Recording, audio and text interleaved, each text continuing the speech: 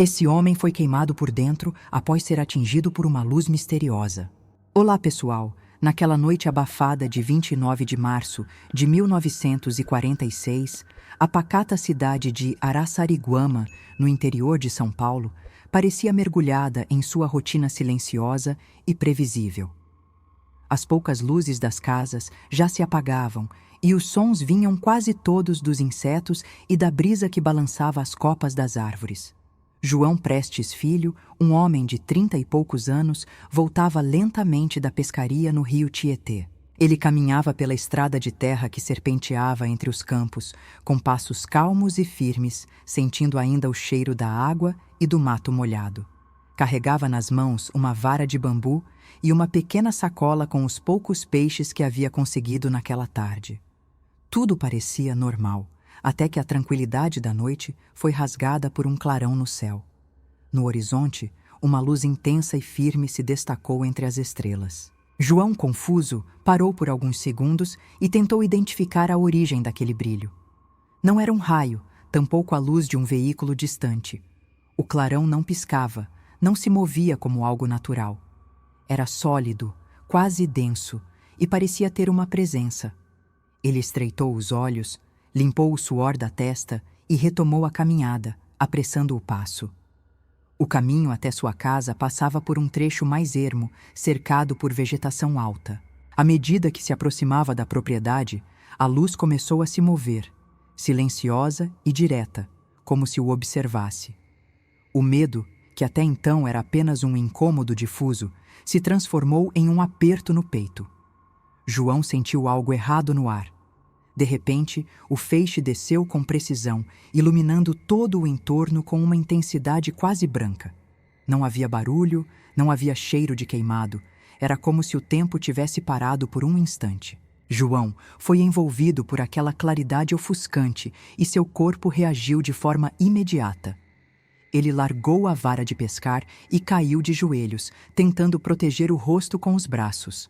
A luz parecia atravessar tudo: roupa, pele, ossos. O ar estava parado e não havia sensação de calor, mas algo profundamente errado parecia acontecer dentro dele. Com esforço, levantou-se cambaleante e correu até a porta de casa, deixando para trás os objetos que carregava. O instinto de sobrevivência falou mais alto. Ao entrar em casa, sua esposa correu ao seu encontro assustada. João estava pálido, trêmulo, com os olhos arregalados e a respiração curta. Ele gritava palavras desconexas, apontava para fora, tentando explicar o que tinha acontecido. A mulher tentava acalmá-lo, mas logo percebeu que havia algo muito errado. Seu rosto estava inchado, a pele parecia úmida, como se estivesse suando frio, e seu corpo emanava um cheiro estranho, metálico, difícil de descrever. Ele dizia que havia sido atingido por uma luz que queimava por dentro.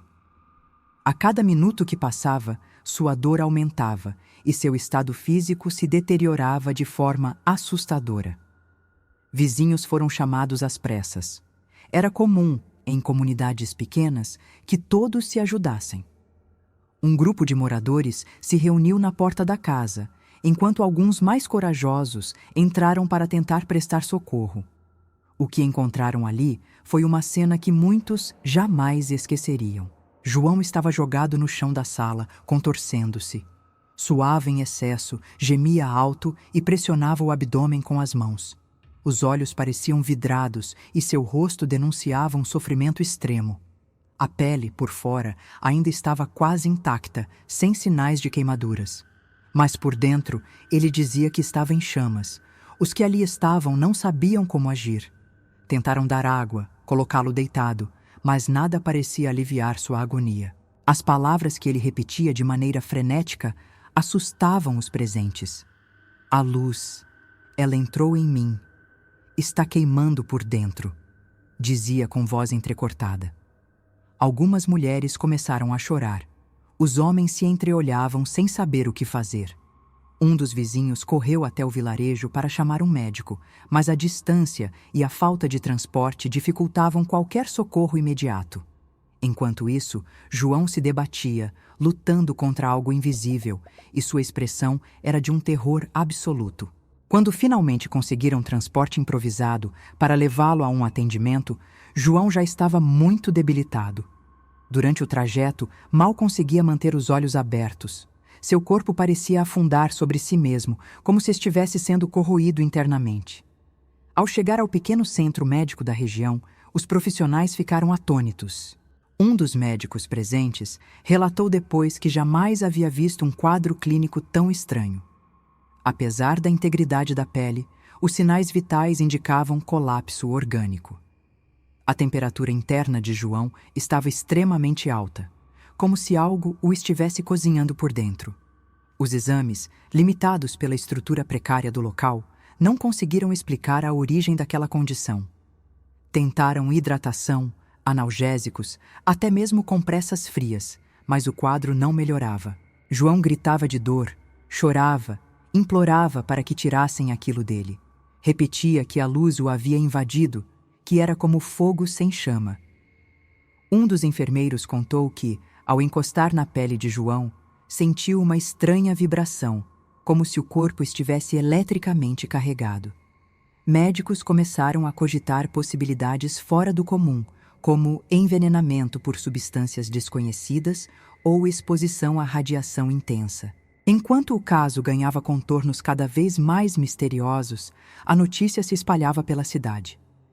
Em poucas horas, as ruas do vilarejo estavam vazias. Famílias trancavam portas, acendiam velas e rezavam. Os mais velhos diziam que aquilo era um sinal, um castigo por algo que a comunidade havia feito.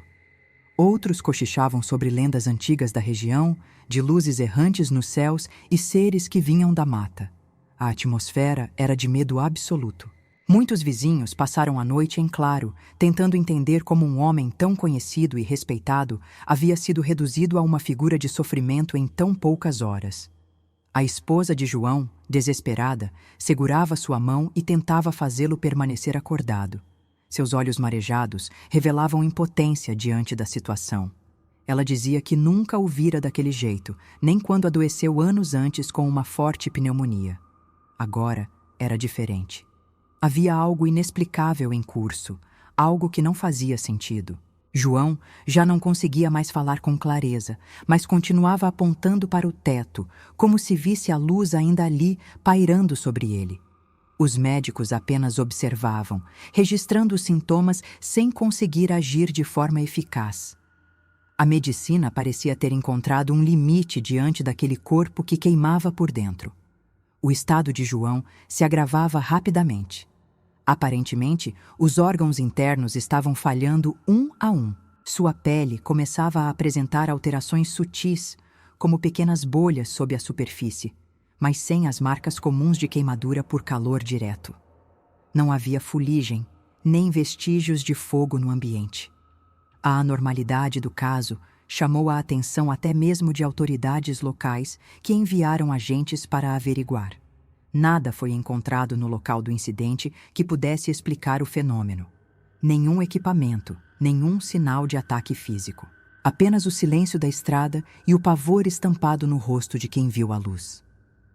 A madrugada avançava, e com ela crescia a inquietação de toda a comunidade. Algumas pessoas se reuniram em frente ao posto de saúde improvisado, esperando por notícias. O ar estava pesado, como se um manto de tensão tivesse sido lançado sobre todos. O padre da cidade foi chamado para dar conforto à família, e ao chegar, encontrou um ambiente carregado de medo. Fez uma oração silenciosa e permaneceu ao lado da esposa de João, segurando um pequeno terço. Para ele, aquilo era obra de forças que escapavam à compreensão humana. Não havia explicação lógica que justificasse tanto sofrimento vindo de algo tão abstrato quanto uma luz.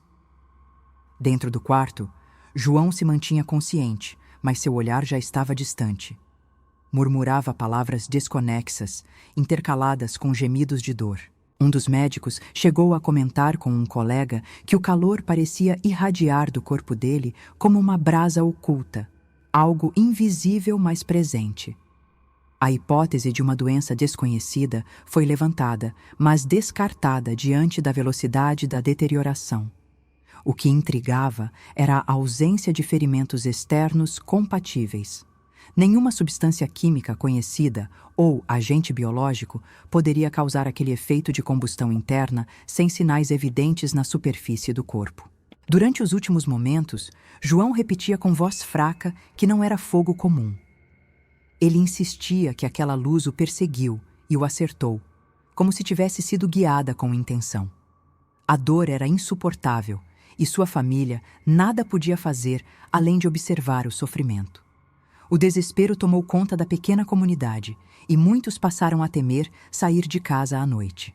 Os mais velhos diziam que era um castigo divino, outros acreditavam que forças sobrenaturais rondavam a região. Mas com o passar dos anos, ufólogos identificaram ali um padrão que coincidia com encontros próximos do 4º grau, quando há contato físico direto com fenômenos não humanos. As investigações oficiais nunca conseguiram chegar a uma conclusão concreta sobre o que havia ocorrido com João Prestes Filho naquela noite. O laudo médico final foi redigido com linguagem vaga, mencionando uma falência múltipla de órgãos causada por agente desconhecido, mas sem apontar causas visíveis, biológicas ou químicas. O corpo de João foi sepultado sem a realização de exames aprofundados, o que aumentou ainda mais o mistério. Com o tempo, surgiram rumores de que registros médicos mais detalhados teriam sido retirados do hospital por autoridades que nunca se identificaram. Esses relatos alimentaram suspeitas de que algo maior estava sendo encoberto. Entre os anos 50 e 60, à medida que o interesse por fenômenos aéreos não identificados crescia no Brasil e no mundo, o caso de João Prestes começou a ganhar notoriedade entre ufólogos. Alguns pesquisadores independentes passaram a revisitar Araçariguama, entrevistando familiares e vizinhos sobreviventes. O impressionante era a consistência dos relatos. Ninguém mudava a história, ninguém se contradizia. A luz que desceu do céu, a ausência de barulho, a combustão interna sem queimaduras externas e o sofrimento extremo permaneciam como uma linha coerente entre todos os testemunhos colhidos, mesmo após décadas. A essa altura, a comunidade científica permanecia cética, mas alguns médicos e físicos passaram a considerar hipóteses menos convencionais. Um estudo informal realizado por um grupo de pesquisadores paulistas sugeriu que o corpo de João apresentava sintomas compatíveis com exposição a micro-ondas de altíssima intensidade, algo que, teoricamente, só seria possível com o uso de uma tecnologia inexistente na região naquela época. Essa hipótese foi descartada oficialmente, por falta de provas, mas muitos acreditam que esse tipo de radiação pode ter relação com a maneira como o corpo de João foi afetado. Na esfera da ufologia, o caso passou a ser classificado como um encontro próximo do 4º grau. Isso significa que não apenas houve observação de um objeto não identificado, mas também contato físico direto, resultando em efeitos fisiológicos severos.